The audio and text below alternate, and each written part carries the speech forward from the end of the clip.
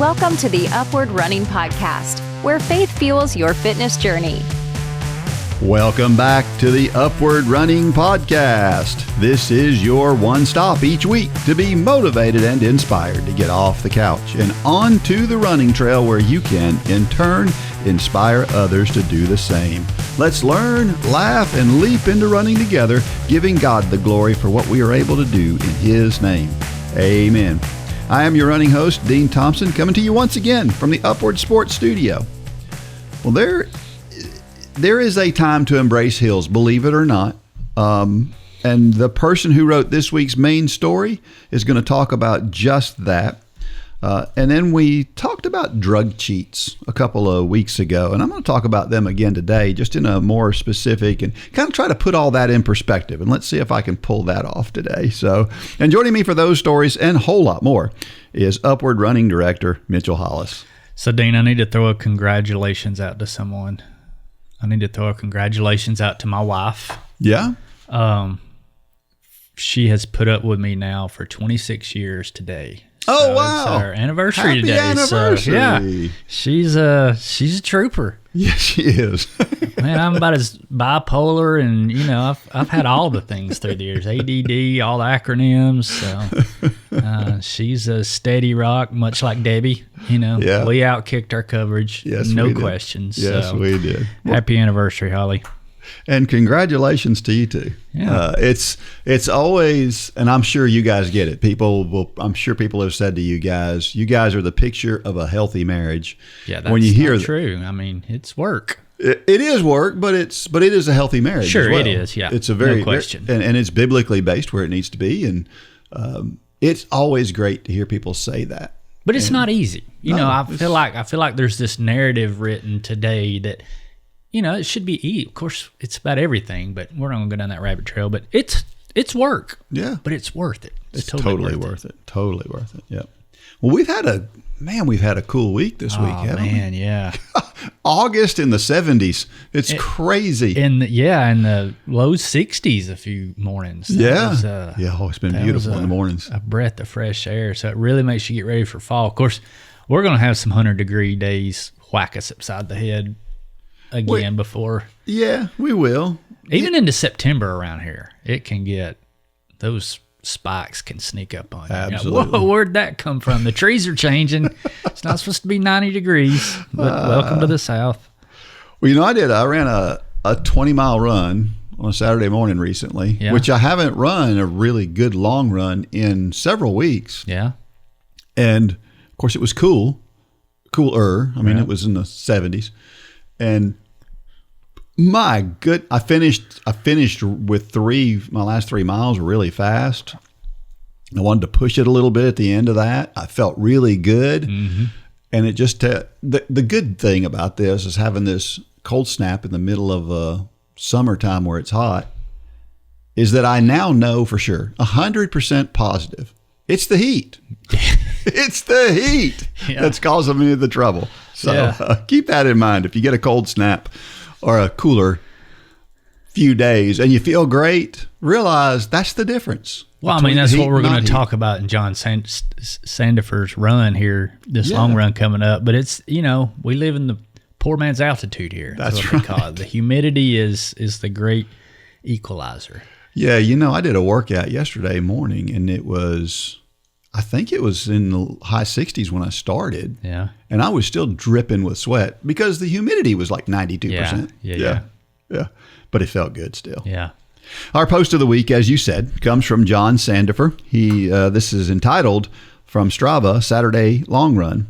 Finally, a break in the recent suffocating heat and humidity. I actually felt like I was running again instead of just slogging through the muggy heat. But that recent slogging must be paying off as I was able to stretch the miles and ended feeling relatively strong instead of totally wasted like some of my recent runs.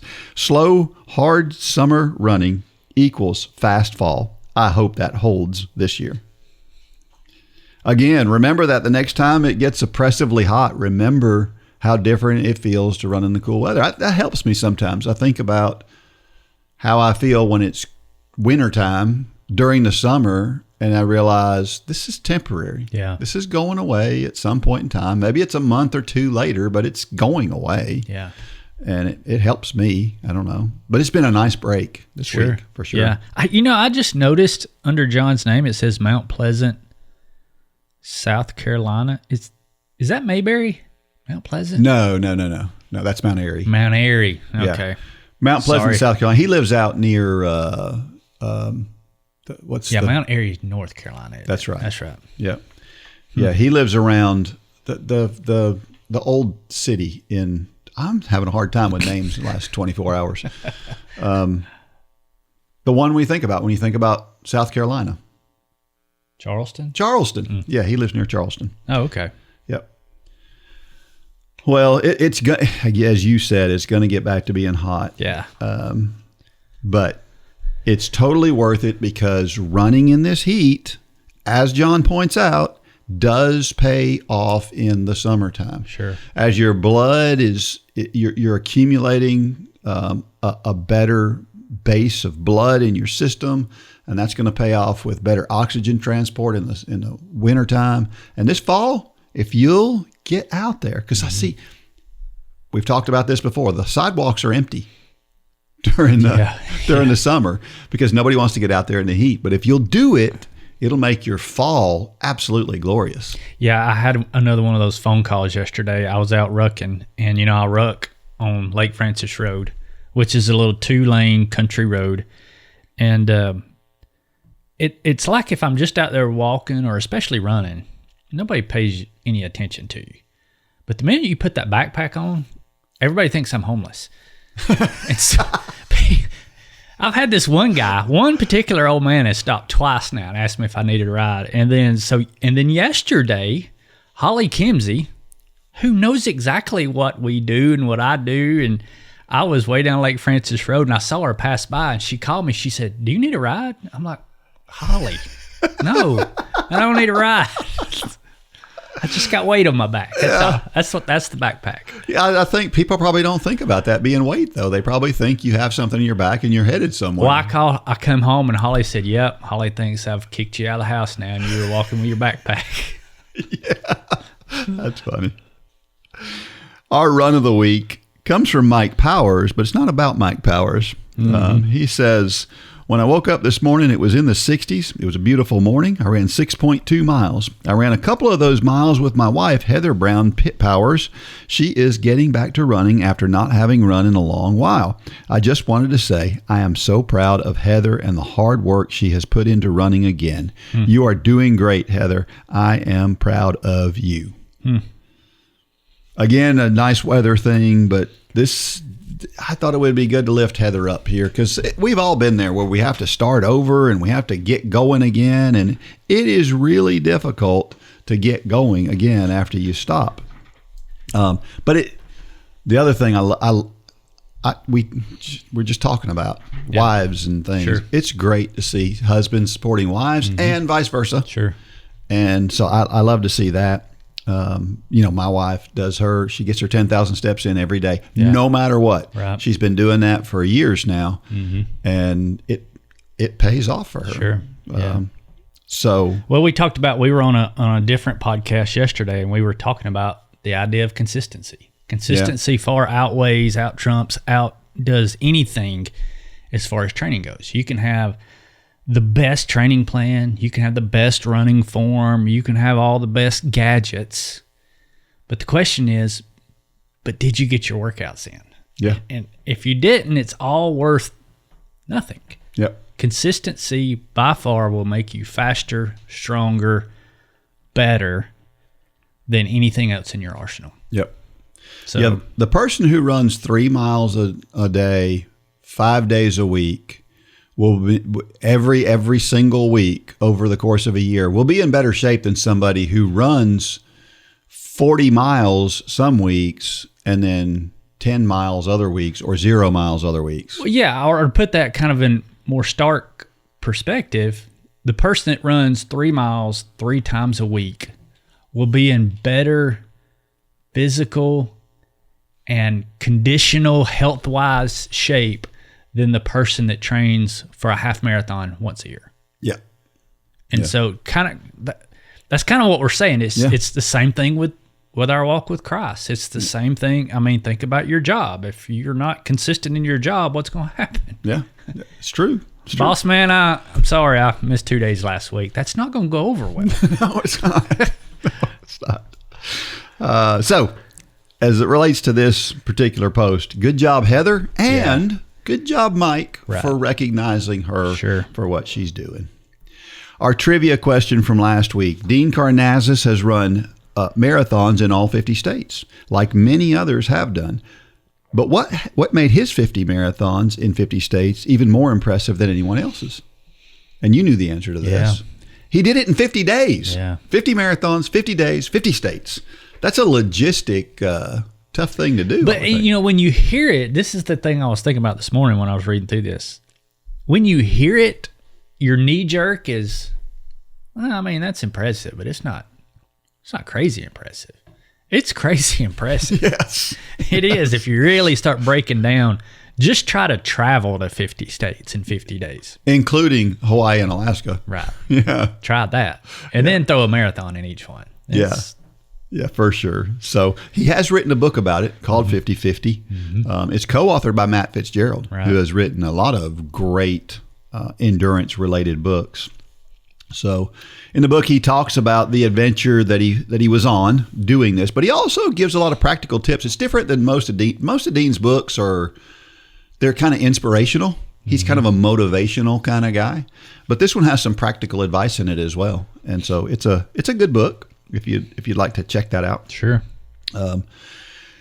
This is interesting because if you run 50 marathons in 50 states, obviously you can't run a regular marathon, organized marathon with a bunch of other people. Right. And so he ran a lot of marathon courses that are regular marathon courses, but he had to do that kind of on his own. Right. Although he had a lot of people who would just come from that area and join him for that marathon for that day.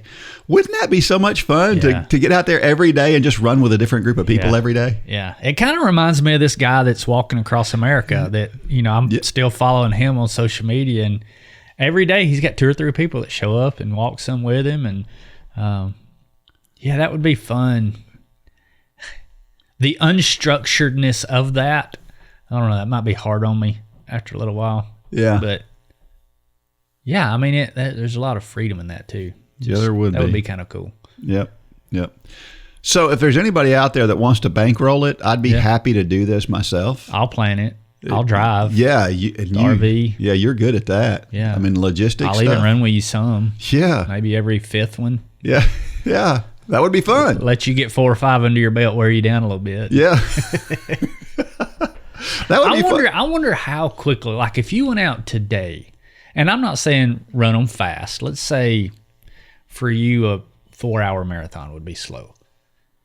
How many days do you think it would be before you really started? Like, how many days would it be before a 4-hour marathon started to feel tough? Yeah, I don't know. How many days do you think it would take you? I've thought about that. Because, your first one, 4 hours is like, that's no big deal. Right. But is it the 6th, 8th, 10th, 15th? I don't know. It's a really good question. Yeah. I mean, I would think just running 100 miles in a week is a big deal, and you get pretty sore and tired after running 100 miles a week. Of course, that's at a regular pace. Yeah. But you hit it in 4 days. Yeah. There's that. Exactly. Yeah. So I would think by the 3rd day it would start to get tough. Mm-hmm. And then I would think you would level off at some point where it got to feel kind of routine. Yeah. And then 4 hours is what, a 9-minute pace? Do you think you could do all 50 at a 9-minute pace? I do. You do? Yeah, I do. But I think there would be a point in time somewhere in the, 20 something, maybe 30th marathon where you'd have to push a little bit to run at that pace. Because that's over 1,000 miles in 50 days. Yeah. It sounds epic. Like more the more you think about it, doesn't it? Yeah. It would be fun. I'll stick to the logistics, Dean. Okay. You find us some funding. I'll do the logistics and RV driving. All right. You run. We're on. Just find that funder. Yeah. So if you're listening to this and you've got a bunch of money burning a hole in your pocket and you need somebody to, we'll be glad to. We'll tell a lot of people about Jesus along the way too. Yes, we will. We will. We'll wear messages. We'll do whatever. Sure. Yeah, that would be great fun. Yeah, Man, that would be so much fun. Upward Sports equips churches to run self-sustaining sports ministries in their communities. Whether you're a sports fanatic or on staff at a church, Upward Sports will give you all the tools you need to run a first-class sports ministry that allows you to reach families in your community. Upward Sports offers basketball, soccer, flag football, cheerleading, volleyball, baseball, and softball through league and camp offerings. At Upward Sports, we want to help your church make a difference and give you increased opportunities to share the gospel. Learn more today at upward.org. That's upward.org.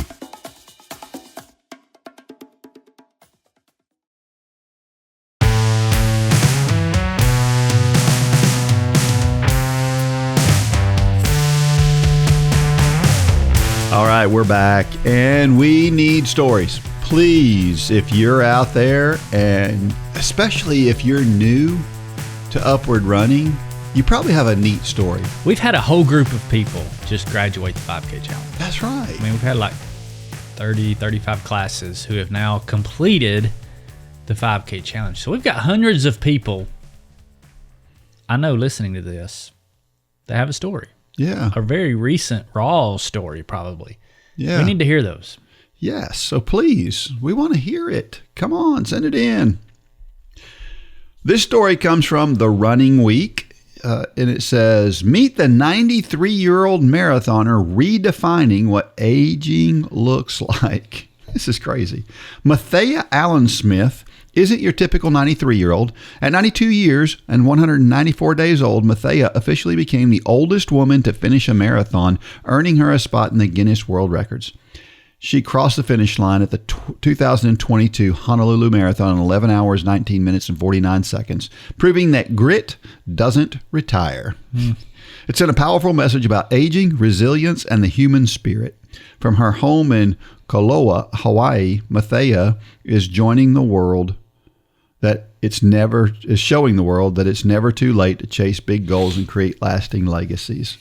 It's pretty cool. She didn't start running until she was 46 years old. Yeah. Which is cool. Have we talked about Mathea before? I feel like we have. Have we? I want to say we have, but some of this sounded familiar. But man, this reminds me of my great aunt. I mean, my great aunt is in her 90s and she looks 50. Yeah. And she acts 50. Yeah. And it's because she gets out and exercises. That's right. What a cool lady. Yeah. I think we talked about her when we talked about the oldest marathoner. Maybe we did. We brought her name up. I remember the name. No details, but for sure. I saw this. She says she runs 6 days a week, totaling about 36 miles every week, even now at 93 years old. She talks about finding joy in the moment. She especially loves this Honolulu Marathon because there's no time limit, and She likes just being able to do it at whatever pace she wants to do it. She talks about nutrition being a cornerstone of her lifestyle, and that has been something that's been important to her, and she tries to avoid ultra-processed foods. So she says, I don't eat junk, is the way she puts it. She says she counts calories and she tracks her micronutrients. So she makes sure that her weight stays consistent. She thinks that's important. And she says, rain or shine, no matter what, she gets out there. She says she never uses age as an excuse. And she gets out there, back to that word we just talked about. That's my favorite part of her story here is, and she even says rain or shine. Yep. We can all take some notes from that. Yep. And she says it's not about speed, it's about showing up. Right. And that's so important.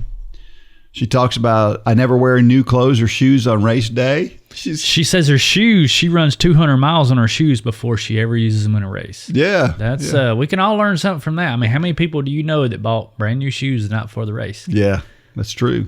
It's true. I've done that. Yeah. And she talks about living in the now. She approaches everything 1 mile at a time, focuses on what's going on right now, doesn't worry about what's happening tomorrow or yesterday. Mm-hmm. And we can all, again, that's a good message for all of us. So 93 years old, she's still going strong. She eats well. She lives in Hawaii, which is not known for cool weather. Right. And so she runs out there. It's not that easy to run. But the great thing about Hawaii is it's moderate temperatures and it's all year long. Yeah. I mean, it never gets crazy. It's not like Georgia. Yep. Doesn't get crazy hot and it doesn't get crazy cold. Right. And so, I guess there's something to that climate. Consistency in the weather. She's acclimated all year long. That's true. Yeah. But what I love about her is it seems like everything she does has a purpose. And there's a routine to her life, which is, I mean, you know how I am. That's very appealing. I guarantee you she almost comes across as all the acronyms if you meet her. Yeah. I bet she's very regimented. She's going to do the same thing at the same time every day. Yeah. If I had my guesses. Probably so. Yeah. 6 miles a day, 6 days a week. To me, just saying that. That's yes, that's great. Yes. And she takes that day off every week. Yeah. And that would be hard for me to take 1 day off every week, I think. So, but your routine is running every day. Her routine is I run 6 days. Yeah. Well, it's got to feel weird to not do the routine thing that she does every other day, 6 days a week, to not do that 1 day.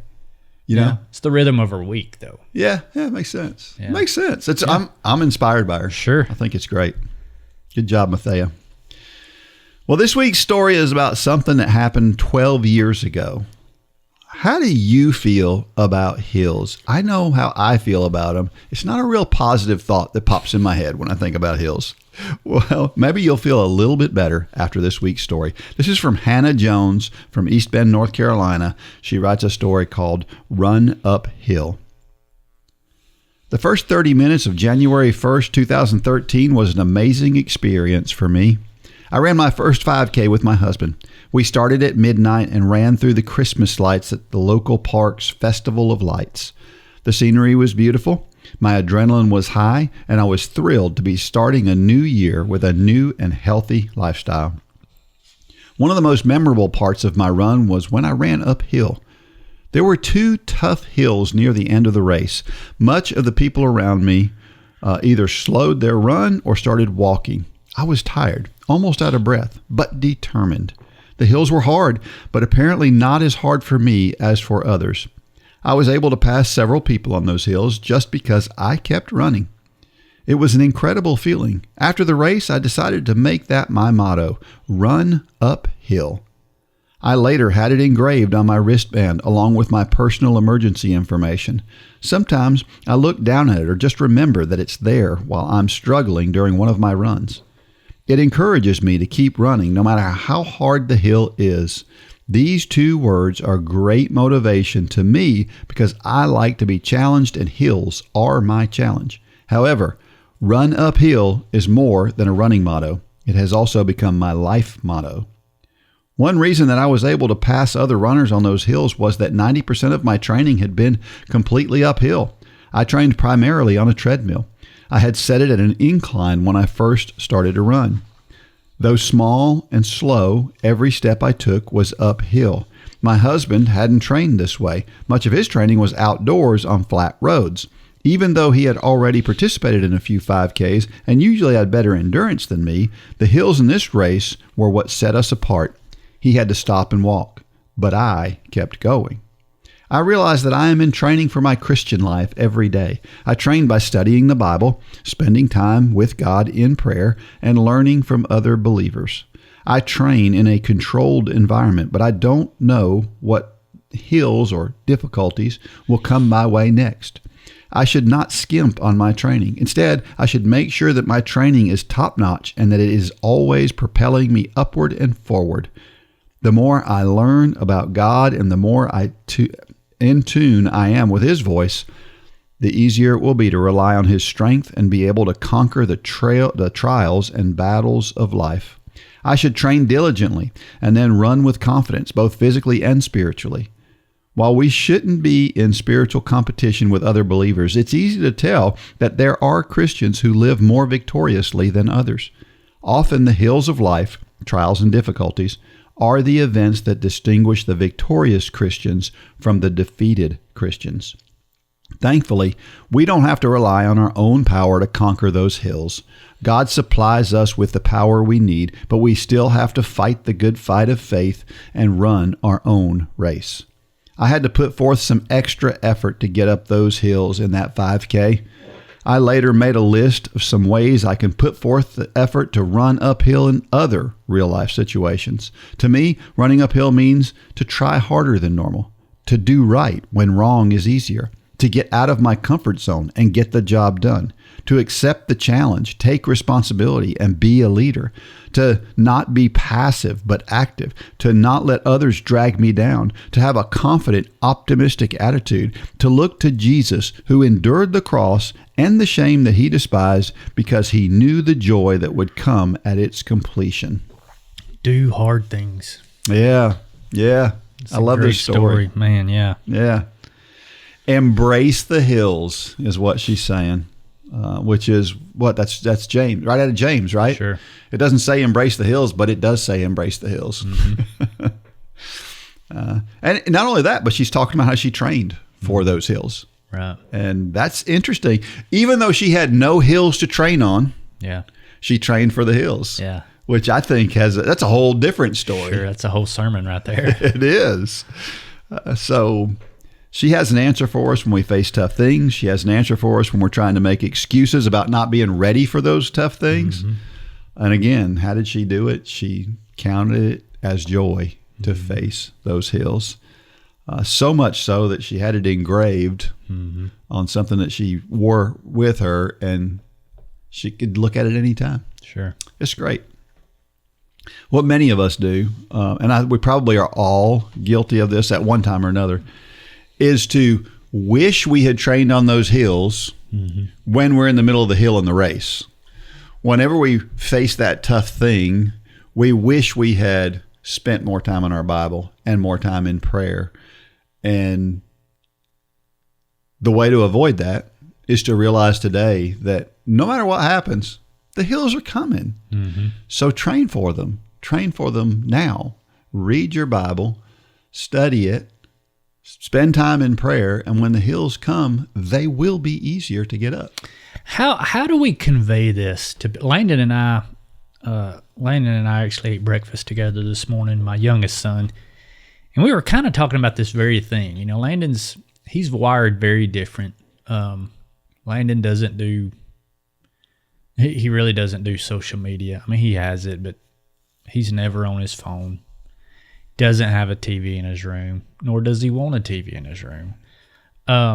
And so we were talking this morning about how he looks at things, which is, I feel like that's how we raised him, to look at media and our phones and social media. But he's taken it much further than we even raised him. He's kind of doubled down, and he was talking about it's just noise. And he used those words this morning. But we were talking about he goes to his friends, and they're all on their phones and everything. And we were kind of talking about, he was questioning, how do you get them to see it? How do you get them to see? Because what he's saying is right. I listened to a podcast yesterday with Mark Hyman. The title of the podcast is "We're Scrolling Ourselves to Death." And it's kind of the same thing in our walk with Christ. We understand the benefit because we're doing it. Mm-hmm. And we're called to be a witness to others. And Landon's kind of doing the same thing with phones. I mean, he would love for his friends to kind of see it his way. I don't know. It was an interesting conversation to hear a 19-year-old struggle with how to, in essence, what it is to be a good example, to be a witness. Now, it's not for Christ. All of his friends, as far as I know, are great young men. They're Christian young men. But he's trying to influence them, and he's trying to figure out in his own way how to do that. And I think we do that in running. We don't, where is the line? It's, you see somebody that's overweight, they're diabetic, they're struggling with their health. And there's a line there where we can't be judgmental, but yet we feel like we need to encourage them, not say something, because that has a judgmental connotation. But I don't know. It was a really interesting conversation with him this morning, as most conversations with him are. Yeah, that's for sure. Yeah, that was what I was thinking while you were telling that story. It was that it's just like running. We see those people that we want them to get the same joy for it that we have, because we know how good it will be for them. And yet they look at running and they think, that does not sound appealing to me. And for a lot of teenagers, not scrolling on social media. A lot of adults. A lot of adults, yeah. Does not sound appealing to them. It sounds more appealing to spend some time doing that. And so, yeah, I don't know how you get people away from their kind of built-in thoughts, right? That's what we're talking about, is getting people away from their paradigm that they have. Right. Hebrews 12:1 and 2. Therefore, we also, since we are surrounded by so great a cloud of witnesses, let us lay aside every weight and the sin which so easily ensnares us, and let us run with endurance the race that is set before us, looking unto Jesus, the author and finisher of our faith, who for the joy that was set before him endured the cross, despising the shame, and sat down at the right hand of the throne of God. So, crazy thing happened this weekend, Sunday. Charlie, my pastor, preached on Hebrews 12, 1, 2, 3. And it turned into the Upward Running, Run for God sermon. You know, Holly was so glad that she was in the nursery, because she she gets real uncomfortable when Charlie starts talking about us. But he did something I've never heard him do. And so he preached on this scripture in a way that really got me uncomfortable. It really started to push me. And what he did was he preached on Hebrews 12, which is what I'm very comfortable with. You know, I'm comfortable. I know that scripture. I know the meaning behind that scripture. I feel like I have done that to some degree. But what he did is he flipped the script. He started in 12, and then he went back to 11. And he started talking about the heroes of faith and how they did things that God was calling them to do, and there was a lot of uncertainty there. And man, it just got me, because there's always things that God is laying on your heart, and we'll get into this a little bit more, I think, in in your commentary that's coming up right after this. But we feel like we did this thing that God called us to do, so we're good. Yeah, that's true. Not how it works. No. You got to go back to 11 and see Abraham and Moses. And they did the thing God was calling them to do today, and then they got up again the next day and did it again. Yeah. And it was constant. But we get comfortable, and we do that one thing that God called us to do, and we're like, check it off. We're done, God. Yep. And that's not how it works. Yeah, that's a good point. Good point. I saw this response and I just loved it, because it was talking specifically about that phrase. And I always like to pick out a different portion of this every time we go over it, because we've done it so many times. And the phrase despising the shame, it says in Hebrews 12:2, the phrase describing Jesus as despising the shame refers to how he approached the suffering and humiliation of the cross. In context of the ancient world, crucifixion was not only a brutal and painful form of execution, but was also considered the most degrading, shameful way to die. Marked by public humiliation, mockery, abandonment by friends, and exposure to scorn from onlookers, to be crucified was to be treated as utterly worthless and cursed. The Greek word translated despising means to think little of, to disregard, or to treat with contempt. In this context, despising the shame means that Jesus regarded the shame and the disgrace of the cross as insignificant when compared to the greater purpose that motivated him. The joy and glory set before him, which included fulfilling God's redemptive plan, securing the salvation of humanity, and being exalted at the right hand of God. Jesus did not ignore the reality of the pain or shame. However, he refused to let it dictate his actions or prevent him from fulfilling his mission. In effect, he scorned the shame. He endured it, but saw it as inconsequential in the light of the joy and victory that awaited him. His determination sets an example for believers to remain focused on God's purposes, even when facing ridicule or suffering. The lasting spiritual reward far outweighs any temporary disgrace or hardship. In summary, despising the shame means Jesus regarding the humiliation of the cross as beneath consideration, unworthy of deterring him from accomplishing his goal. He overcame shame through steadfast love, obedience, and focused on the ultimate joy and triumph that would follow his suffering. Isn't that a powerful thing? Yeah, it's very powerful. Wow. We often, I think, don't do the right thing because there's an embarrassment in doing that right thing. Mm-hmm. A lot of times I think that we're afraid to bring up Jesus in a certain scenario because we're afraid of how people might view that, or we're afraid that it's inappropriate, or whatever the case may be. And we don't like to hear people come back at us or to ridicule us or to think of us as, we've heard people say terrible things about Christians in the way, they're small-minded and, they're relying on, something that is not real. And we hear that stuff. And so it's hard but Jesus, I can't help but think about him. He's on the cross and he's saying, forgive them for they know not what they do. It's the same thing when we're in that situation. They don't know what they're doing. They don't understand. So here's the take I had on after reading that and then reading kind of your commentary.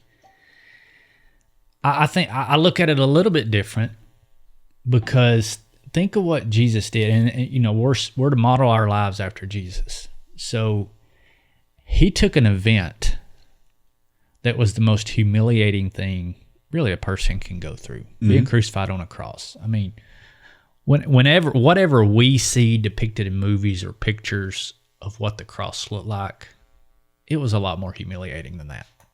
Let's be honest. He probably didn't have anything covering anything. I mean, he was out there for everybody to see, but he took the most humiliating thing that you could think of at that time, and he made it the center of his ministry. And so what does that tell me? I think about the mistakes. Now, Jesus, it wasn't a mistake. But what kind of rises to that level in our lives is mistakes we've made in the past. There's shame. We don't want to talk about it. I've talked openly on here about my almost my financial collapse back in the housing crisis in 2008. That there's a lot of shame there. I mean, there was mistakes made. There was things I shouldn't have done. Got myself into situations I shouldn't have done, all in the name of greed, if I'm being honest. And it would be easy to file that away and never speak of it again. But that's not what we're supposed to do, because there is somebody out there right now who's walking exactly where I was walking 3 months before the housing collapse. That's right. And we are called to, I don't know how to explain how our relationship with that should be, but the relationship should not be to cover it up. We should despise the shame. There is shame there, but we're going to disregard it because all things can work to the good of those who believe in Christ, including financial calamity. It could be infidelity. How many people use infidelity in their testimony? Yeah. It's part of their testimony. Alcoholism, drug abuse, all these, some of the most powerful testimonies that you hear. Paul, David in the Bible, all of these despise the shame of whatever it is they did. It's not excusing what they did, but it's allowing God to use that as a powerful testimony in their life, because what the devil will mean for shame, what the devil use for shame, is the opportunity for us to say, but God. Yeah. And there's that 180, and that's the important part. You take what you feel like is shameful in your life, and I'm not going to say be proud of it. Right.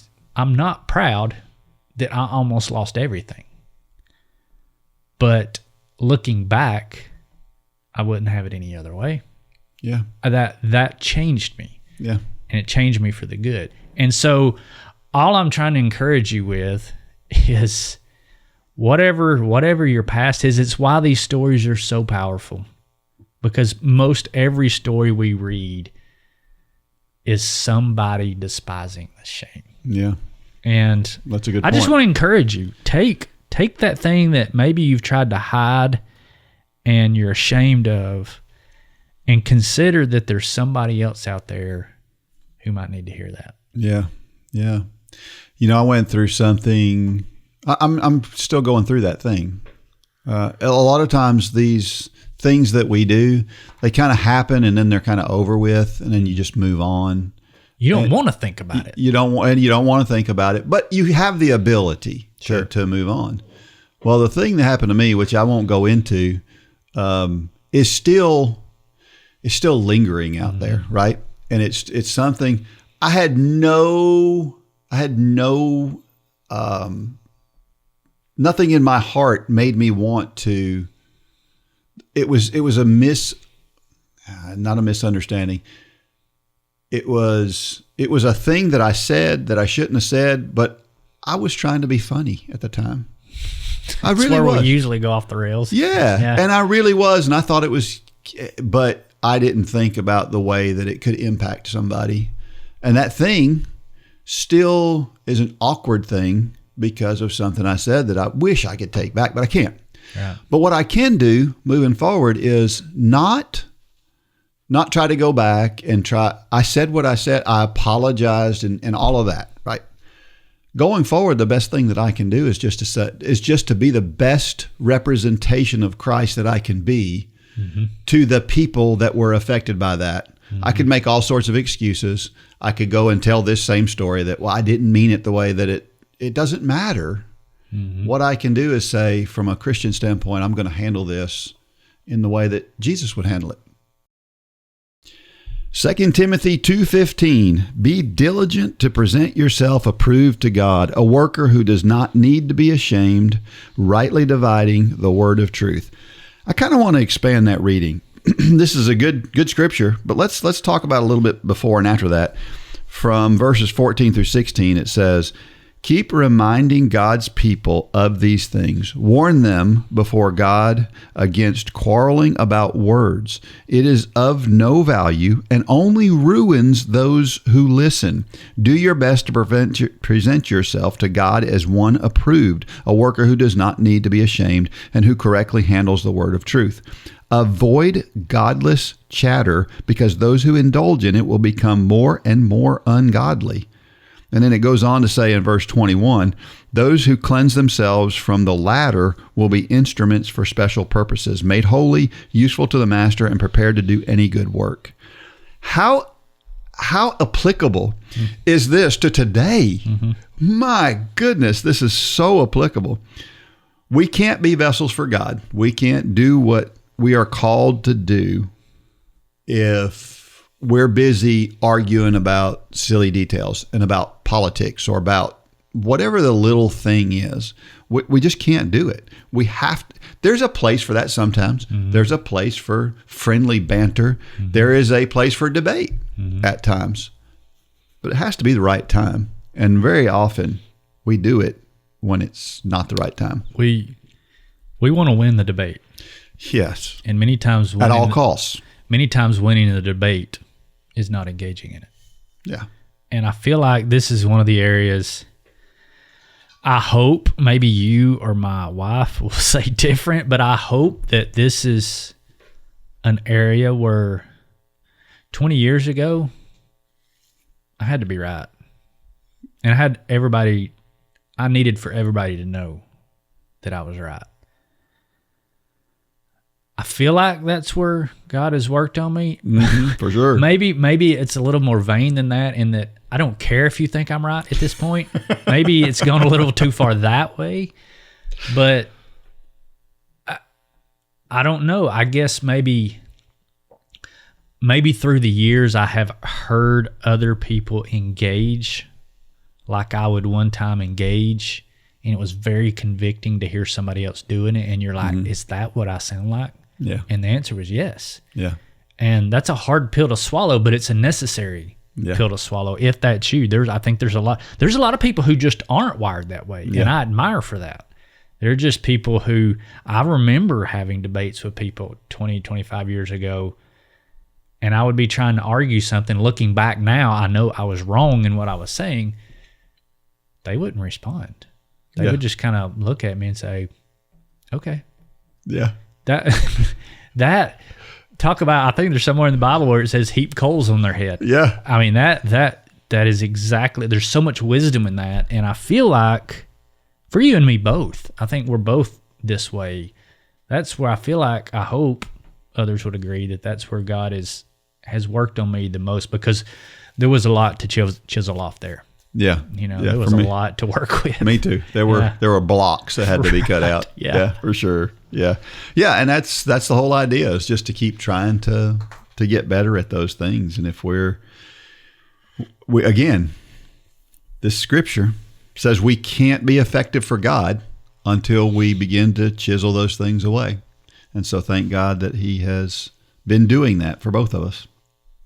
1 Corinthians 15:57, but thanks be to God who gives us the victory through our Lord Jesus Christ. And this is the whole point, right? Mm-hmm. We are victorious. It doesn't matter what happens. It doesn't matter what people say. It doesn't matter about arguments and politics and all of that stuff. What matters is we are victorious in the end.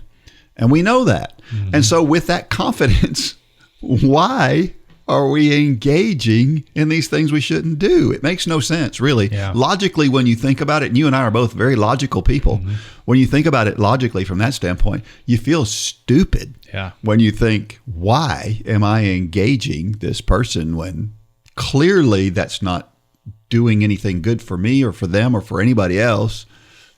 Yeah. There was a kind of an altercation recently at the USA Championships. A lot of people saw the Noah Lyles and Kenny Bednarik. Noah turns his head and is kind of being a smart aleck to Kenny as they're finishing the race. He beats him, and Kenny hadn't lost all year, and I'm sure that was frustrating to Kenny to see it. And so Kenny gives him a shove after the race, and I think then all of a sudden they realized that, oh my goodness, there's cameras on us. And so they start to try to... I think Kenny realized that. I don't know that Noah realized. I think you're right. I don't think Noah cared. Yeah. But Kenny goes up to Noah and tries to... He holds his hand out, but Noah kind of rejects it a little bit at first. I don't know. Hopefully they'll be okay. But a couple observations from this.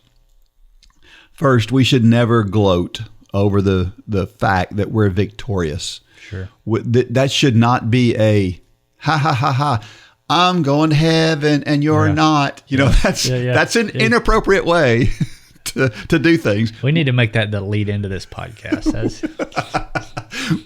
Which is what Noah was doing. Sure. Noah was gloating about his victory. And then second, when we realize that we've done something that is not in the will of God, we should immediately do what Kenny did. We should immediately say, I made a mistake. I shouldn't have done that. Let me try to reconcile that as quickly as I can. Sure. Right? And why would we do that? Well, because we've won. Yeah. We've won.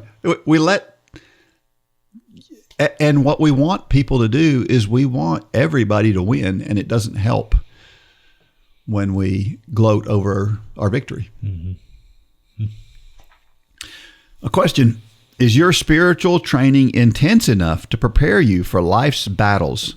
How could you kick it up a notch? I think sometimes mine is, and sometimes it's not. Sometimes it's easy to feel guilty about a lot of things. Sometimes I think, what if I was as dedicated to Bible study, not just reading my Bible, but real Bible study as I am to my running? Mm-hmm. What if I spent as much time doing it as I do my running? Because I run probably on average an hour a day. Mm-hmm. What if I spent a full hour every day? Again, not just reading, but really studying and diving into the scriptures. It's pretty convicting when I think about that. Yeah, and I don't know why, and I need to send this to Denise Ziegler because I'm talking about her here, but you've heard me mention Denise Ziegler before. She was in my very first Run for God class, and I'll never forget, she came up to me one time and said, "Mitchell, when is running going to get easier?" And kind of in the sassiness of Denise, it was just funny to see. And I remember explaining, Denise, I think we were like at week 8. We were on the 20-minute run, I think. And I said, Denise, if I point back to week 1 and ask you to run 60 seconds, what would you think about that? She said, well, that would be easy. And I said, then 60 seconds got easier. The reason I make that point is I feel like in our walk with Christ, we need to flip the script on that. We need to be asking ourselves, what are we doing to make this harder? What are we doing to stretch ourselves? And I think back, for years, my quiet time was it's a prayer, it's a verse, maybe it's something that pops up on an app, which are all great. I mean, there's nothing wrong. Don't hear me degrading anything. But we need to continually push ourselves. I went from that to, I would come in here and I would study every morning, and it would, be several minutes.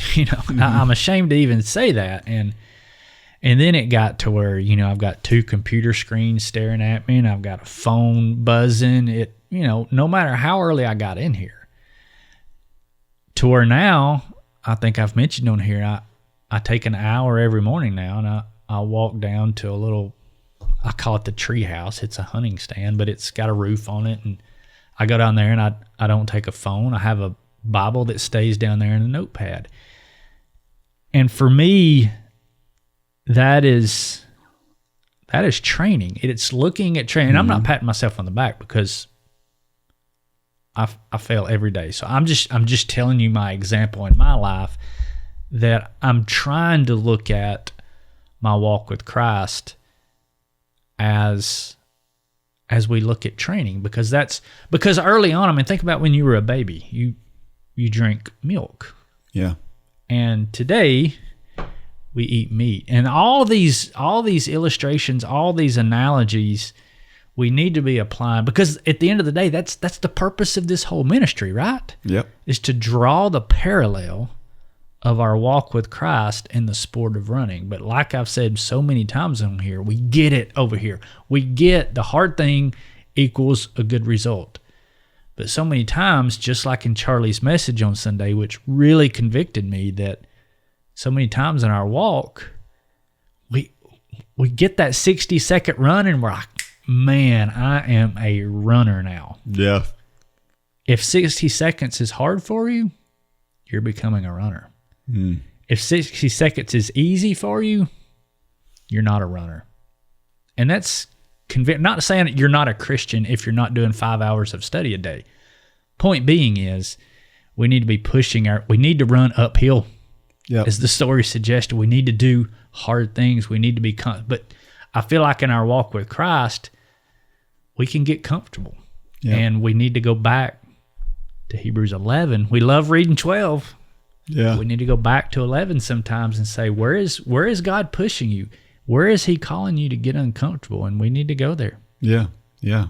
Well, good example. What spiritual hills have you faced lately? How could you have been better prepared? This one's super individualistic, obviously. And I've got a fairly personal example here, and I'll share this. I don't know that I've shared this with anybody, but I teach a small group, a Sunday school class, if you like to call it that. My class was way too big this time last year. Mm-hmm. We had so many people in there. We were having to pull extra chairs in, and there wasn't really enough room in the room for us. But today it shrunk back to kind of a normal size, and there's a lot of different reasons for it. A lot of those people are going in and helping in other areas and other things, but there are other reasons for it. And one of the reasons is that there's a small group of ladies that were in the class that clearly did not like us walking through The Chosen, the show. That's what we were doing for our class. And so they have kind of left. They've left the class. Actually, some of them have now left the church. And I beat myself up for it a pretty good bit for a while. I thought it's all my fault. I'm not doing things that God has led me to do, because obviously he wouldn't want my class to shrink, right? Why would he do that? And so, but the truth is, the reason for all of that was there are some fundamental disagreements between what they believe and what I believe. Nothing that is related to our salvation, but just doctrinal things that I don't completely agree with the things they believe, and I don't know that they think that I go far enough in some of the things that I believe. But the bottom line is that I'm not saying they're wrong and I'm right. I think we're both right in different ways. But the point is that talk about hills. That was a big hill. It got to the point where I actually asked somebody if they would like to take over my Sunday school class that I have taught for years, because I was just at that point where I was like, I'm not adequate. I'm not doing a good enough job, obviously. And the truth was that was not the truth. Sure. But that was a pretty serious hill to climb. Yeah, I mean, I think as church people, we confuse the message with the method many times. Yeah. We say the message should not change, and therefore the method in which we deliver the message should never change. And I deeply disagree with that. I've given the example of the Billy Graham from the 50s and watching a Will Graham crusade from today. It's vastly different. And correct. The message, the gospel of Jesus Christ, we can't change that one tittle.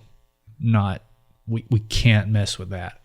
But the method we should absolutely, and I love hearing of ministries that are kind of thinking outside the box, taking The Chosen, which is culturally been a great thing. I mean, I fully believe that. Now, is everything spot on to what the Bible said? I mean, did Jesus really chicken fight in the Sea of Galilee? I don't know. So they take some liberties with some things, but that is not taking away from the message, which they nail. Yes. And I mean, I look at other ministries that people criticize, and they're not criticizing the message. They're criticizing the method. And that is where I feel like we mess up as believers. We mess up. This is where I talk about the friendly fire many times. We've had people criticize us. Yeah. Well, that is so wrong to be using running as a ministry. No, I will not back down from that. Nope. We need to take everywhere people are. Jesus had dinner with sinners and tax collectors. He went to places where they were, and he met them where they are. People are in all different places other than the church right now, and we should be drawing them to the church. Don't hear what I'm not saying, but sometimes we got to go where people are and say, hey, we have this. Back to the conversation with Landon this morning. We're advocates for Christ. What do advocates do? They don't sit where they are and just advocate. They go to where people are and they advocate for what they believe. we 2 Corinthians 5:20, we are ambassadors for Christ. That was drilled into me as an RA when I was young. Yeah. Ambassadorship, what do? The UN ambassador to Egypt, do they live in the United States? No. They go to Egypt. Yeah. And they lobby on the behalf of the United States. They advocate for the United States, and that's what we are to do. So whether you're doing it as the chosen Bible study, or the sport of running, or bunco that Gay loves to play, or a hunting ministry, I love to see other ministries, because that is where we go meet people where they are and say, let me tell you about my Jesus. Yep. There is nothing wrong with that. And when you start throwing stones at the method, if the message is right, if you're throwing stones at the method, I firmly believe and am convicted that's friendly fire. And you need to stop it. Good point. Last question. What does running uphill mean to you? Hard. Yeah. Well, why is running uphill hard? It's because gravity is working against you, right? There's nothing you can do except fight against it, trying to get to higher ground with each step. And spiritually, the things that come up that you have no control over are like those hills. And they're coming, and you don't have control over the hill. When you're running on a particular road and there's a hill there, you either go all over the hill or you turn around and you go back where you came from. And that's not a good option very often. Mm-hmm. And when we're in our spiritual journey, hills are going to come up, and you're going to have to go over those hills. And you don't have the ability to flatten out that hill. And so that's why he talks about count it all joy. That's why James says count it all joy, because you have an opportunity there. Mm-hmm. You can look at that disagreement that you're having with somebody as a big hill to go over, or you can look at it as an opportunity to be an advocate for Christ, mm-hmm. and to do it in a way that will put a smile on his face. Mm-hmm. Which are you going to do? And where this differs and where we got to be careful is in a race. Let's use the analogy. In a race, we can argue, well, everybody's got to run up that hill. But this thing I'm dealing with in my personal life, not everybody's having to deal with that. Therefore, God, this isn't fair. They've got other hills. That's right. And you don't know about them. That's right. Everybody, we all have our hills, and they're all just as monumental as the next person. You may have zero money and dealing with poverty, and that's your hill. But guess what? The wealthiest people on this globe have hills much bigger than we do as paupers in their eyes. I mean, is that the right word? Pauper? Pauper. Yeah. In the big scheme of things, we're nothing to those people. We're poor, but I have very different hills, and they have very different hills, and they're all monumental. Yep. And so don't use that. Everybody's got to run it in a race. Well, we're all running them in life. Yeah, good point. Upward Running is the best way to stay motivated for your fitness and faith journeys. You get these weekly podcasts, but there's so much more. We have proven training plans available for you, whether you're just at the beginning of your fitness quest or you've been running for 20 years. We have something for everyone, and it doesn't matter where you are with God either. We have something for you there too. If you're not a member, join today at upwardrunning.com. It is the best value you'll find to fuel both your faith and your fitness.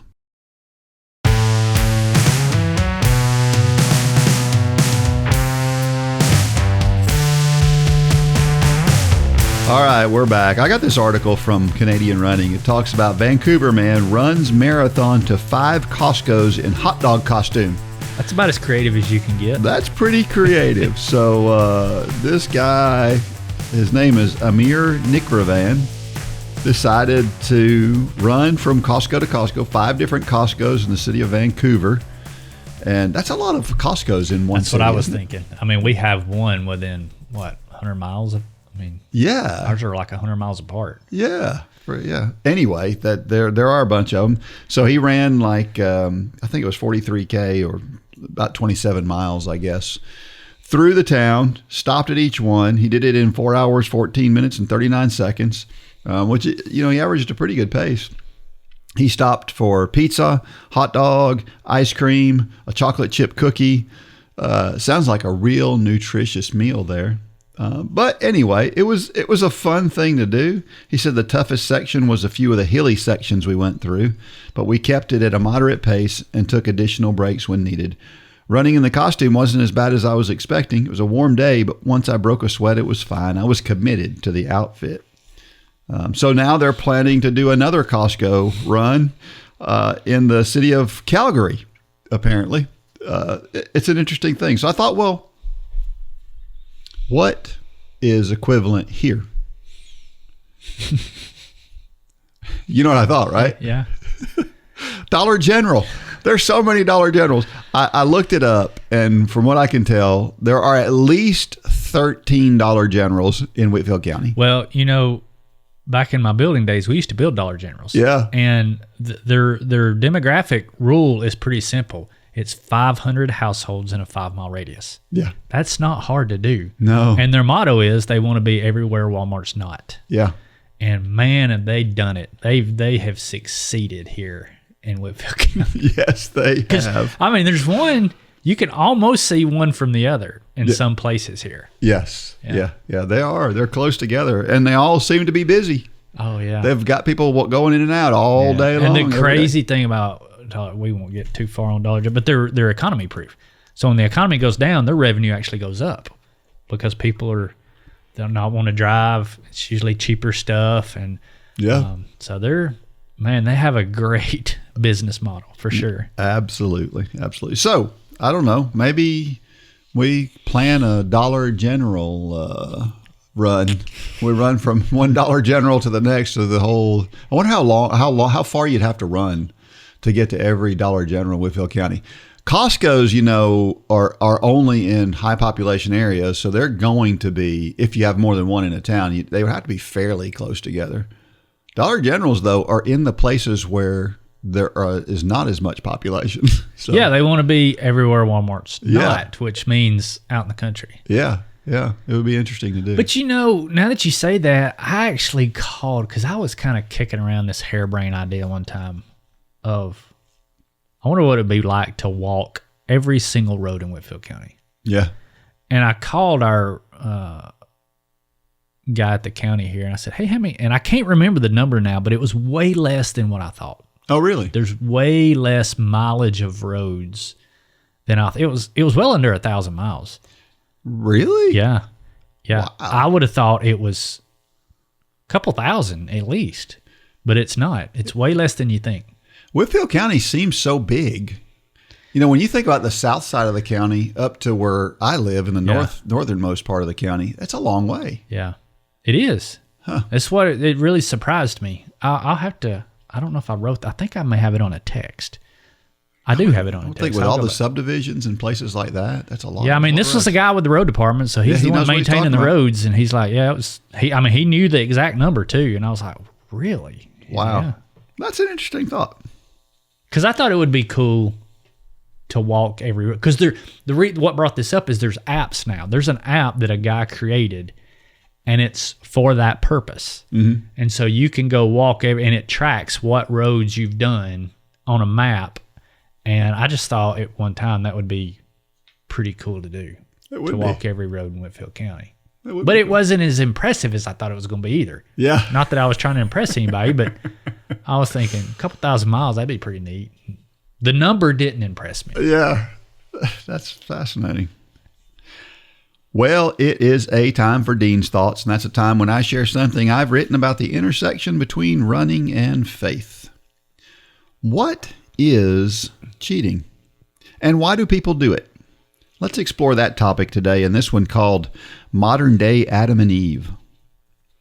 At one time, I counted Lance Armstrong as a hero. He overcame cancer and came back to be the best cyclist in the world. Then he confessed to using performance-enhancing drugs, and he was knocked off that pedestal. Roger Clemens was a great major league pitcher for his entire career, and then he seemed to get even better when he turned 40. We later found out it was due to performance-enhancing drugs. Ditto for Barry Bonds as a hitter. There have been hundreds of runners who have been caught using performance-enhancing drugs too. Every sport has its cheaters. So let's ask the question, why do they do it? Winning is glamorous. Winning is lucrative. Winning makes heroes.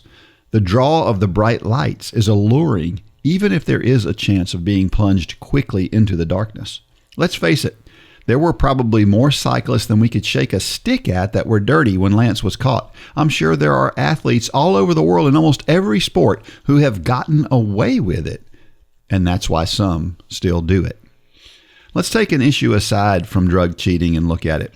Plagiarism is a big deal in colleges across the country. I remember a very honest athlete that I coached a few years ago getting caught up in it. With AI, it is now really easy to do. It is really tempting to use AI to essentially write a paper for you. So the question is, why don't you do it? And the answer is simple. It's not right. But let's take it a step further. The truth is that today's businesses are using AI to do a lot of their work, including writing copy for them. So if college is meant to get you ready for the business world and the business world is using AI, what's wrong with learning to do what you might do after you graduate? It sounds a little grayer now, doesn't it? Most of us would still agree that it's wrong, but it's easy to see why people compromise themselves by reasoning things that should not be reasoned. For those of us with normal running abilities, we can't imagine wanting to take illegal shortcuts just to be successful. But think about the thing that you are passionate about. What if you could be the best in the world if you only did one little thing that wasn't quite the normal path? Add to that the excuse that everybody's doing it, and it's not hard to reason why some people fall on the bad side of the rules. It's the same thing that appealed to Adam and Eve in the Garden of Eden. They had just a couple of rules to follow. The serpent came to them and made it sound like it's no big deal to bend a rule or two occasionally, and they did. That same human nature causes people all over the world to do things they should not do, including you and me. Not you? Have you ever driven a car over the speed limit? Whether you follow the rules of the world is your business, but following the rules of the Bible should be our number one priority. We see people justifying things that are forbidden in the Bible all the time. They cannot be justified. And again, we're almost all guilty. At one time, I justified my angry outbursts as God made me that way. It is wrong. Period. I am working hard to be better today, but if you are justifying things that are outside the bounds of the Bible, take a step back and think about what you are doing. You are justifying Adam and Eve's actions, and the Bible is clear. Those actions cannot be justified. Whether you are a professional athlete taking performance-enhancing drugs, or you're justifying your worry by thinking if you don't care enough, if you don't worry, it is, let me back up. If you're justifying your worry by thinking you don't care enough, if you don't worry, it is wrong. God will forgive us, but only if we're working hard to get over the burden we carry. It's a great word, Dean. Everybody has a different cross to bear, so to speak. You know, for me, it's been the anger issue, which I've talked about a number of times here. But for many people, worry is an all-consuming thing. And people take that, and I use that on here because I see so many people that justify that by saying, well, if I'm not worried, then I don't care. Mm-hmm.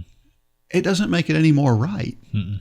And I'm not saying we never worry about anything. We all sin. We all have things that we do. And we all have things we struggle with. But some people take it to an extreme, just like I have taken anger issues to an extreme. Mm-hmm. There's not a difference. But yet I think that society takes something like worry, maybe another one like gluttony. Mm-hmm. And we look at those completely differently as if, well, those are kind of minor little mm-hmm. things. Whereas an angry outburst, that's a big deal. Mm-hmm. No. They're all sins, and they're all things we should be working on. And if we're not working to get better, we're not in the will of God for sure. Sure. You're spot on. Yeah. I don't have anything to add to that. That's rare. No, I mean, I think you nailed it. We're so wired to justify our thing. Yeah. And throw stones at your thing. Mm-hmm. It's wrong. Yeah. Period. Yeah. And we have to take a step back, and we have to realize that it's worth working on that thing and getting better at that thing, because the Bible commands us to. Mm-hmm. It just does. You know, when you think about running, I have literally thought, you know, I'm at the top of my game for my age group. Mm-hmm. I am one. I'll be 60 next month. I'm one of the best 60-year-old runners in the country, mm-hmm. if not the world. Mm-hmm. And I could take performance-enhancing drugs. Maybe I could be the best mm-hmm. in the world at what I do if I would just do something there's a lot of other people doing it. Yeah. You know, it would be wrong.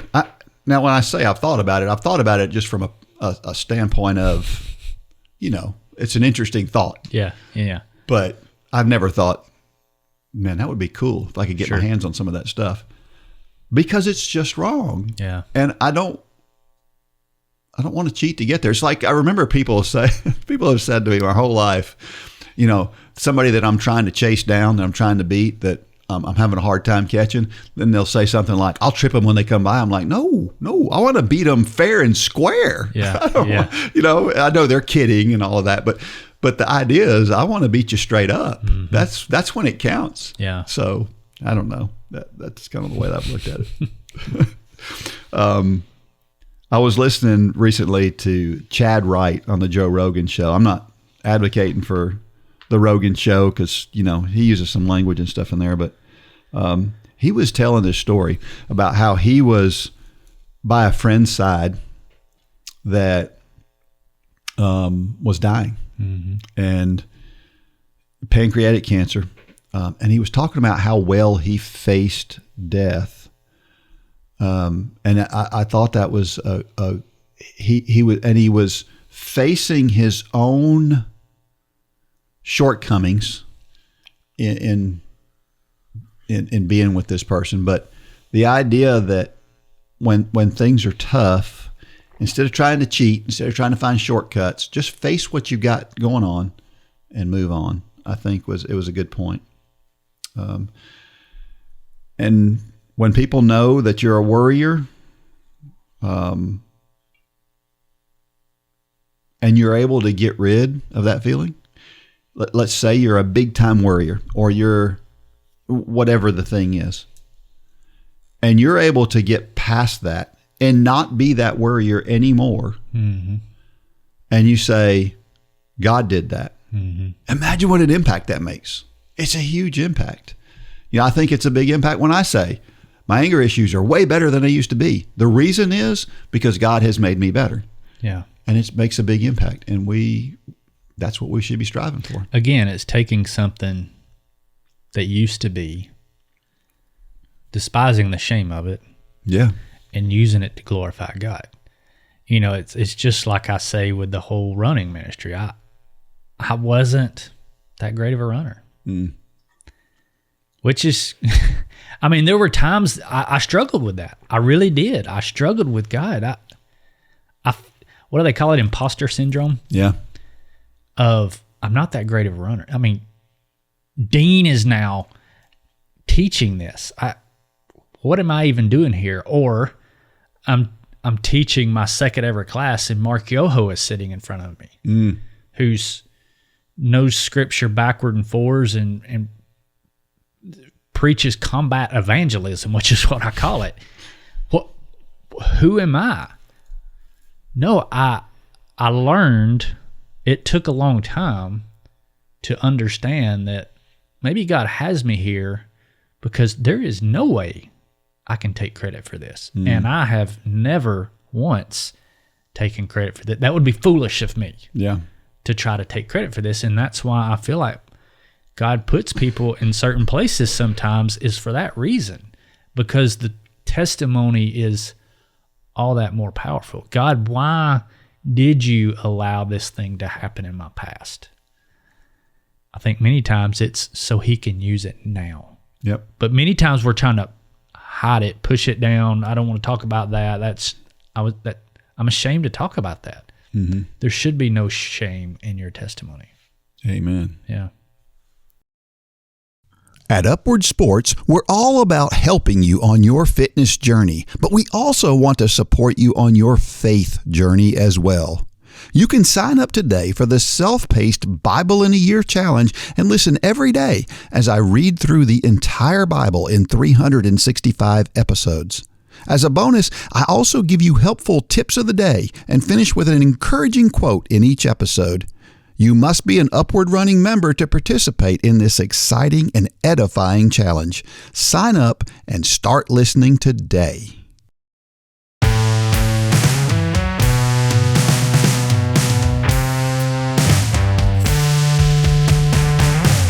Every week I share a reason why running and or walking is so awesome. This week, it makes checkups better. You know, I've been getting my results back from having some blood work done. And obviously my blood work is better than most people. Mm-hmm. And it feels good to see that. Being a runner means doing something good for your body. But even more than that, it makes me want to fuel my body better, to think about what I'm putting in and then measuring these things and trying to get better at it, just like I do in my running. Mm-hmm. I'm trying to get better at my health. And it makes a big difference. And so the app told me I'm my biological age is 12 years less than my actual age. What was yours? Mine said 32, so that would be 15 years. 15 years, yeah. Debbie was 12 years too. So, but yet my cholesterol was high, so I don't understand how they square that. I'm still bitter. There's a lot of younger my folks whole cholesterol thing. Although I'm working on it. Yeah. The story's still to come. Yeah. For those of you who have reached out to me and said, okay, when are you going to tell your story about your health journey and nutrition and all this? Probably in December. Yeah. Which is when I'll get my next round of labs. So, and that'll be 1 year that I've been on this journey. I've already got my lab scheduled for December. So it'll be sometime after that. Of course you do. Yeah. What, Dean? You don't have yours scheduled? With the app, you can go ahead and schedule it right now. I know what app you're using. I'm not even thinking about it. Of course you're not. It would be good. That would be good. Yeah. So as we're about to go into this next section, you know, you and I we were on our sister podcast yesterday, which is the Kind of Fast podcast, which Claire and Travis do. Great podcast. You need to go check it out. But were you surprised that I was studied up on the track championships? Yeah, yeah. I mean, I had some commentary there, didn't I? Although it wasn't much. I was impressed. I had at least watched the highlights. Yeah, yeah, which is good. The highlights are the fun part anyway, right? That's why they're called highlights. I mean, it's the only part. I'm not sitting and watching that all day long. You got to be crazy to do that. Oh, you know, watching the highlights is like watching a recorded football game. It's like, I want to see it while it's happening. I don't want to see it later. I don't see it that way, dude. Yeah. No, I know you don't. So we did have the USA Championships. There's a couple of races that I thought were just fantastic. The first was the 1,500 meters, the men's 1,500 meters. Best event in track and field, hands down, in my opinion. The 1,500 meters is great. The 1,500 meters or the mile, they're close to the same. There's 109 meters difference between the two. If you don't remember, last year in the Olympics, we had, in the United States, we had the first, third, and fifth place finishers in the Olympics. And that was Cole Hocker, Jared Naguse, and Hobbs Kessler. Well, you would assume those three guys, being the top five in the world just this past year, they would, and they're all healthy. Mm-hmm. They would all probably, that would probably be the team that we would send to World Championships. Au contraire. Only one of them made it back. Mm-hmm. And that was Cole Hocker, and he finished third. He's the Olympic champion, finished third just in the U.S. Championship. Let me ask you something, because I did watch that race.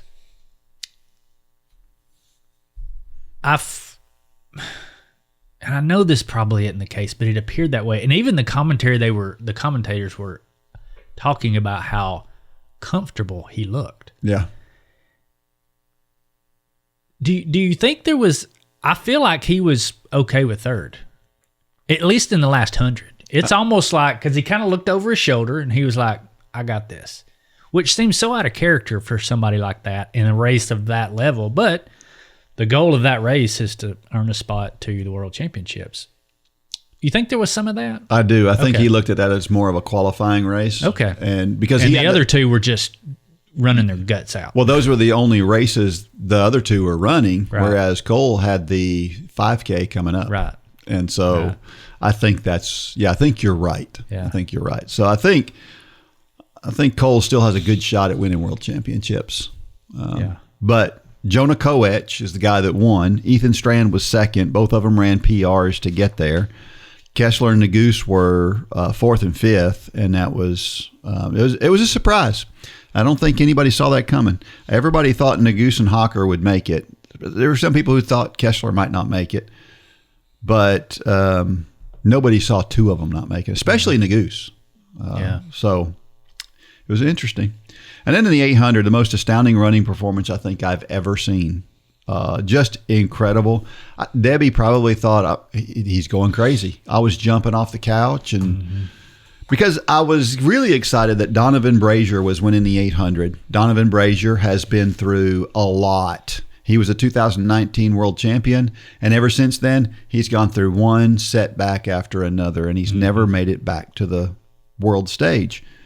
Well, he wound up winning, and as he's coming down the straightaway, I am really excited for Donovan Brazier because Donovan Brazier's a good guy. There's, he's not one of those guys you root against, but I was really excited that he had fully come back. But then I look up and I notice that there's this guy streaking into second place, just blowing by everybody, and it was Cooper Lutkenhouse. The 16-year-old high school kid. And I'm a big fan. Yes. And he was genuinely surprised. Seemed to be just really excited about what he was doing. Just seemed to be a good kid. 16 years old. He's the antithesis of... What's his name? Noah Lyles. Yeah, Noah Lyles. Yeah. He's the opposite. He seems like really humble. Maybe because of his age. I hope he stays this way. But I watched the interview with him, and he's just like kind of the all shucks, and it's genuine. It's not like put on. Yep. But yeah, I mean, because it had to be surreal to him. I mean, he's been running at a high level for a while now, but to do what he did, it had to be a pinch me moment for him even. Because, I mean, you could tell when he came through, it was like, what did I just do? Yeah. I mean, you could tell. Yeah. It was great. It was great. Now, it'll be interesting to see how he follows it up.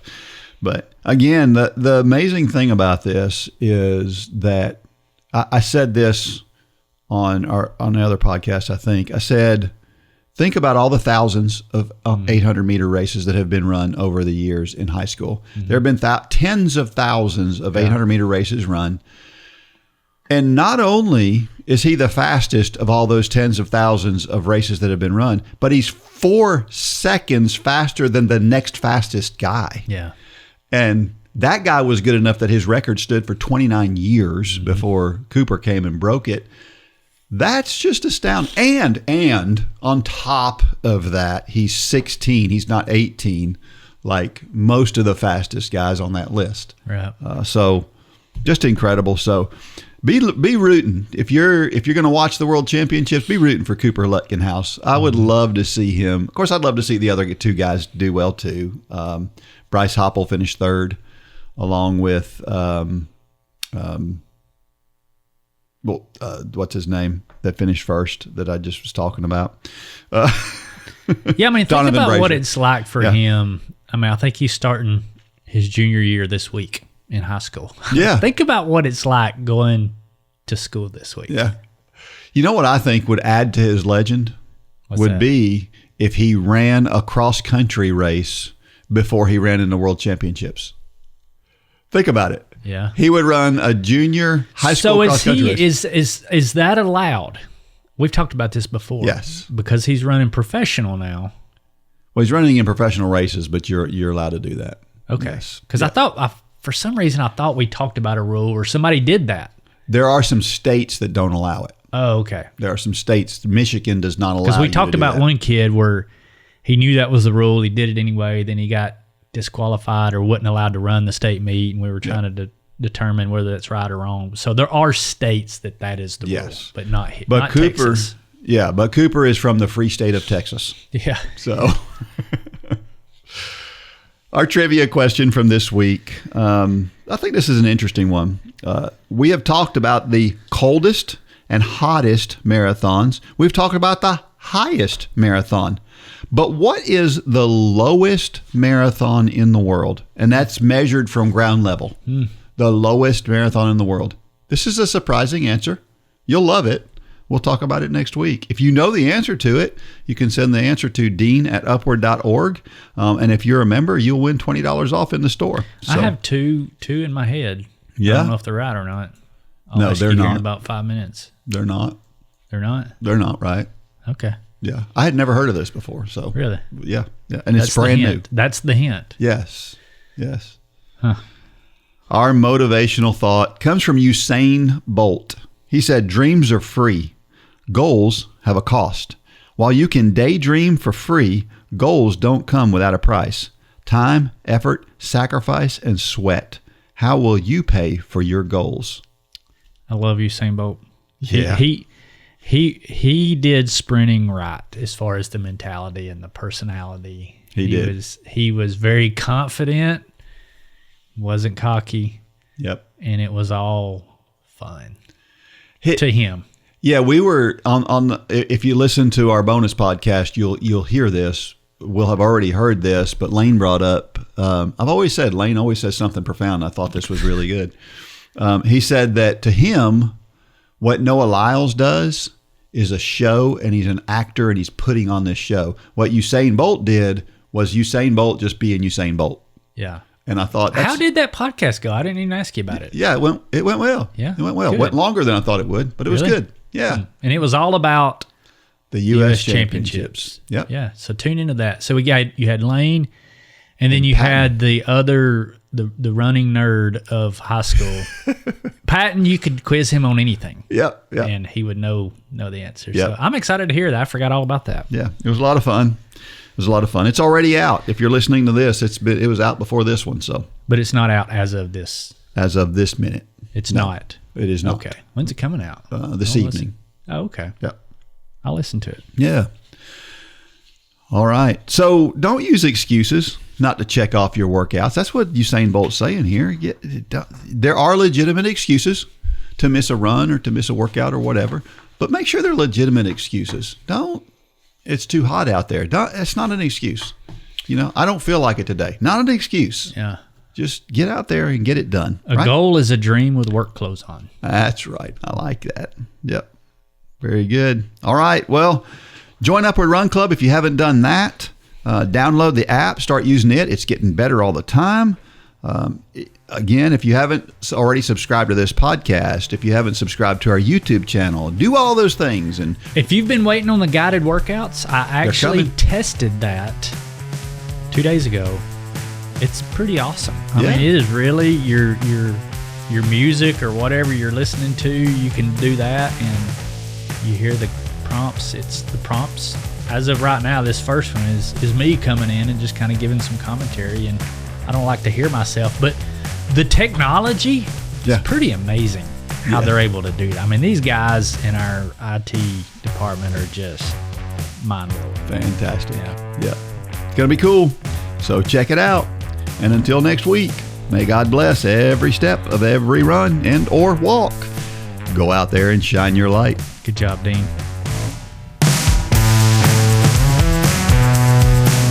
For more information about Upward Running, visit upwardrunning.com.